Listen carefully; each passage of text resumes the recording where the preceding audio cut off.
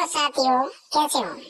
आज हम बात करेंगे आर्थिक समीक्षा राजस्थान करंट में महत्वपूर्ण भूमिका के रूप में, जैसे ग्राम सेवक एवं पटवार जैसे एग्जाम में महत्वपूर्ण रूप से आर्थिक समीक्षा का रोल रहता है। तो हम बात करेंगे राजस्थान आर्थिक समीक्षा के अंदर जो दिए गए महत्वपूर्ण आंकड़े, उनके अंतर से जो है लगभग प्रश्न बनने की ठीक है संभावना रहती है। तो आर्थिक समीक्षा में हम देखेंगे आज ठीक है कि जो है हमारा जीडीपी वीडीपी क्या है और क्या नवीनतम आंकड़े क्या हमें दर्शाते हैं। तो चलो बात करते हैं। प्रथम नंबर पर हम बात करेंगे राजस्थान के अंदर जो जो सकल राज्य घरेलू उत्पादन है, वो आपको सकल राज्य घरेलू उत्पादन हो या कोई भी हो, दोनों को स्थिर कीमतों और प्रचलित कीमतों दोनों पर याद रखना होगा। हम सकल राज्य घरेलू उत्पादन की एसजीडीपी की बात की जाए तो राजस्थान के अंदर जो सकल राज्य घरेलू उत्पादन है वो स्थिर कीमतों पर कितना है, पिछली बार से अब की बार बढ़ा है। ठीक है, यानी वृद्धि देखी गई है। कितनी, तो वो हम आगे देखेंगे कि स्थिर कीमतों पर हमारा कितना रहा। तो आपको याद रखना है ठीक है, 9,82,000 9 लाख जो है वो अपना क्या रहा है स्थिर कीमतों पर जो है हो रहा है। ठीक है, 9 लाख रहा है। इतना आप एग्जैक्ट आंकड़ा याद नहीं करो तो 9.6 जो है लाख आप याद रख सकते हो स्थिर कीमतों पर, क्योंकि हमेशा आप स्थिर कीमत जो होगी वो कम होगी, पता है ना, प्रचलित कीमतों पर। यानी स्थिर कीमतों का जो आधार वर्ष होता है वो 2011-12 होता है। तो कोई भी आंकड़ा होगा वो स्थिर कीमतों पर कम होगा और प्रचलित कीमतों पर अधिक होगा। जो वर्तमान स्थिति होती है उसको हम प्रचलित कीमत कहते हैं। तो हम देखेंगे स्थिर कीमतों पर हमारा सकल राज्य घरेलू उत्पादन 9,06,000 है। उसी प्रकार प्रचलित कीमतों पर हमारा ये आंकड़ा ठीक है 17,000। पिछली बार 15 लाख था, तो 15 लाख से बढ़ करके 17 लाख हो गया। इतना याद रख सकते हो। आप एग्जैक्ट आंकड़ा याद नहीं रखते तो वहां पर ऑप्शन में आपको मिल जाएगा।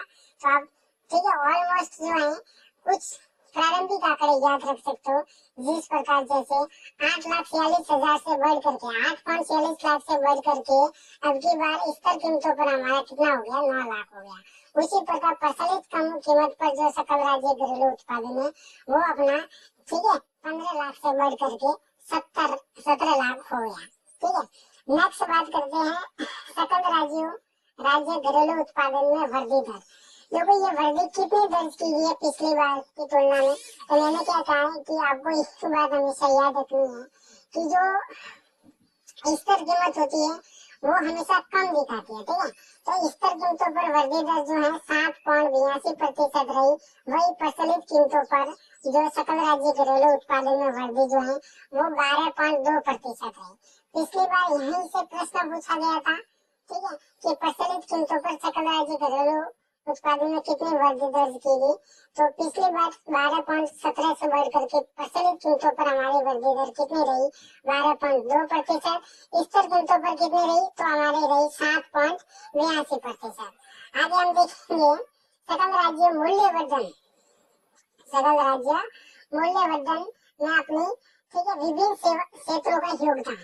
ठीक है, यहाँ से प्रश्न लगभग बनना तय है, यानी किस क्षेत्र का योगदान इस जीडीपी में कितना रहा। आप इतना याद रख सकते हो कि हमारी जो जीडीपी है उसमें हमारे विभिन्न सेवा क्षेत्र से जो जितने भी क्षेत्र आते हैं वहाँ से हमें कहाँ से कितनी चीज प्राप्त हुई और उनका योगदान कितना प्रतिशत है।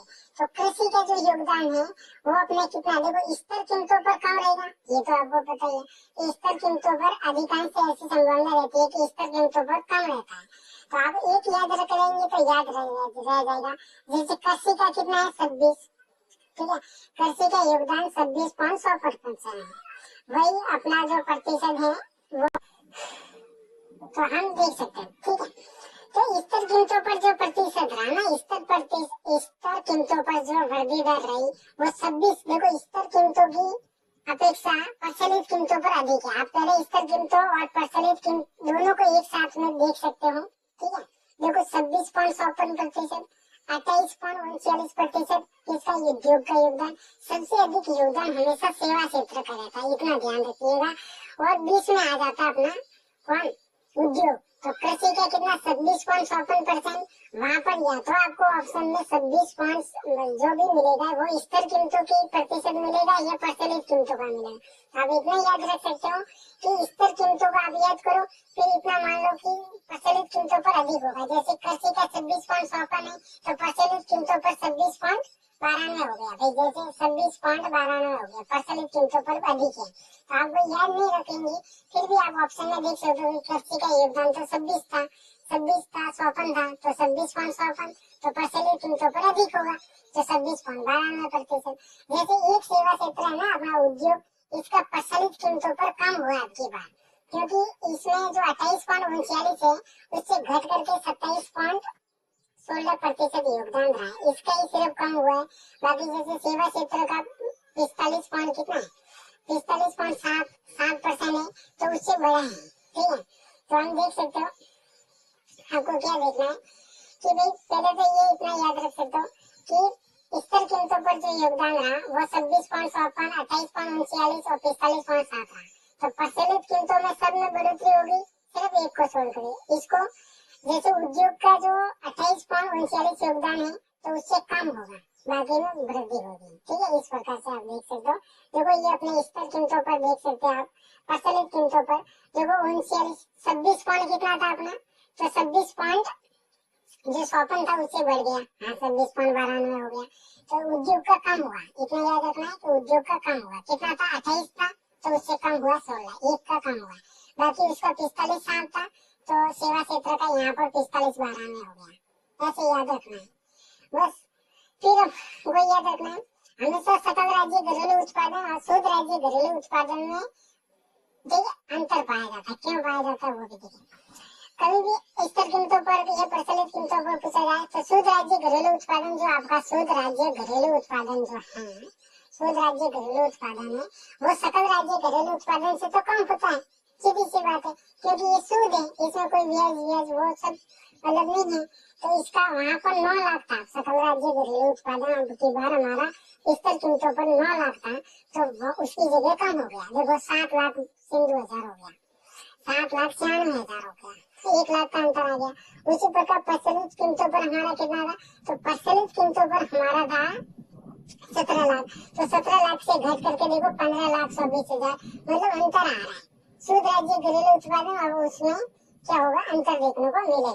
तो इस प्रकार से आप याद रख सकते हो। ठीक है, देखो आंकड़ों को याद रखना, एक दूसरे को पास में रख करके ही आंकड़े याद किए जा सकते, एक दूसरे से तुलना करके, और इस प्रकार से आप ऑप्शन, क्योंकि ऑप्शन जब परीक्षा में आते हैं तो आप आराम से कर सकते हैं, इसमें कोई बड़ी बात ही नहीं।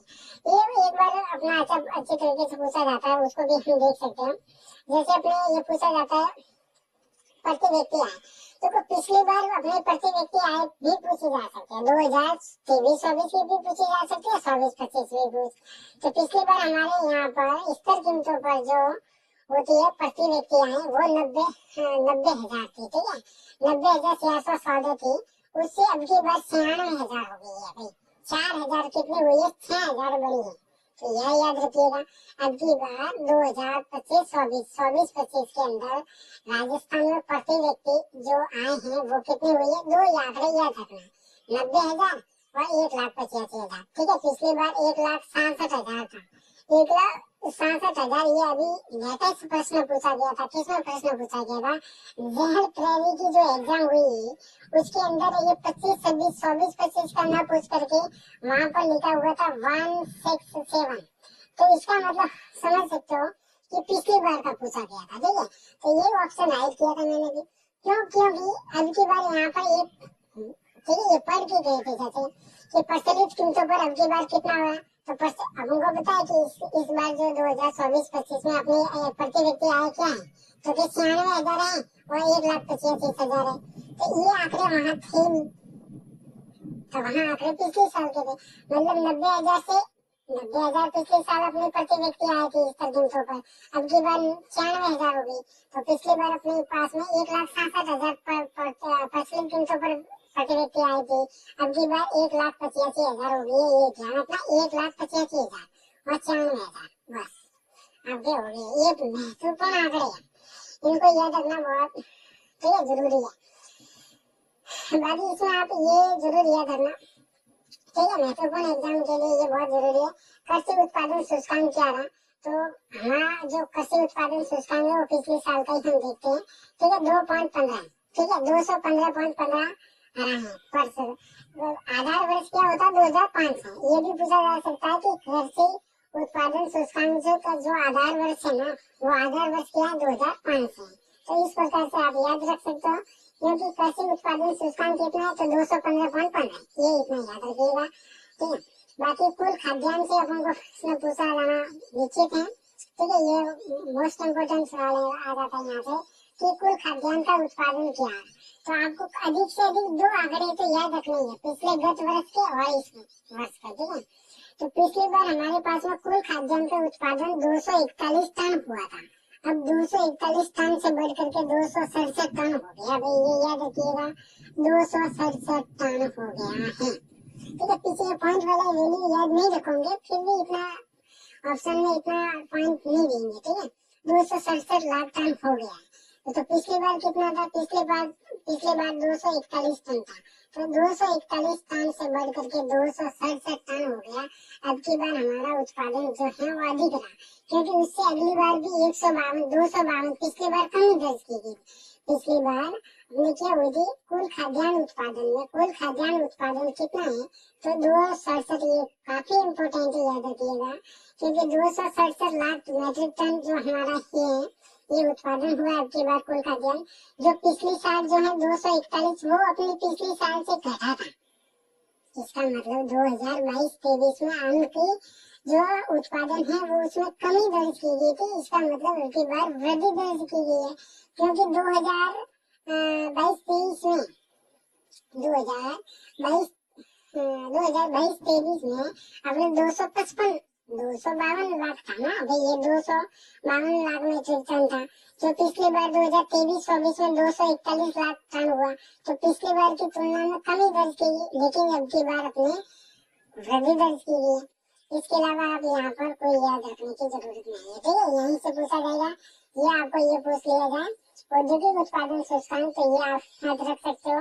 औद्योगिक उत्पादन जो सूचकांक है वो कितना रहा, तो औद्योगिक उत्पादन जो सूचकांक है वो आप याद रख सकते हो। औद्योगिक उत्पादन का जो आधार वर्ष जो माना जाता है भाई, वो क्या माना जाता है, तो इसके लिए 157 याद रख सकते हो कि औद्योगिक उत्पादन सूचकांक 157 है। इसके अलावा अपने आर्थिक समस्या से डायरेक्ट प्रश्न उठाना होगा उसको। ये थोक मूल्य सूचकांक आप याद रख सकते हो ठीक है। थोक मूल्य सूचकांक कितना है, थोक मूल्य सूचकांक का आधार वर्ष पूछे तो 1999-2000 ठीक है। थोक मूल्य सूचकांक का आधार वर्ष 1999-2000 होता है, जो कि इस प्रकार से है। तो इस प्रकार से थोक मूल्य सूचकांक 396 याद रखिएगा, 396 याद तो इस प्रकार से। इसके अलावा मोस्ट इम्पोर्टेंट है अधिष्ठापित ऊर्जा क्षमता ठीक है। अपने राजस्थान में 2023-24 के अनुसार जो अधिष्ठापित ऊर्जा क्षमता है वो 26,000, ये याद रखना है, 26,325 मेगावाट अब की बार हमारी ठीक है विद्युत उत्पादन क्षमता कितनी है।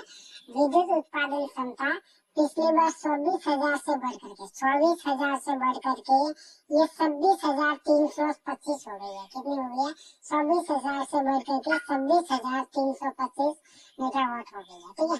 इस प्रकार से ये इम्पोर्टेंट आंकड़े हैं। यदि अब आगामी आप कोई भी एग्जाम दोगे तो उस एग्जाम में लगभग यहाँ से 1 या 2 प्रश्न बनने की पूर्ण संभावना है साथियों ठीक है। तो इसको बहुत अच्छी प्रकार से देख लीजिएगा, और बाकी अच्छा लगे तो आप चैनल को सब्सक्राइब करना है आपको ठीक है। और ऑल द बेस्ट, थैंक्स।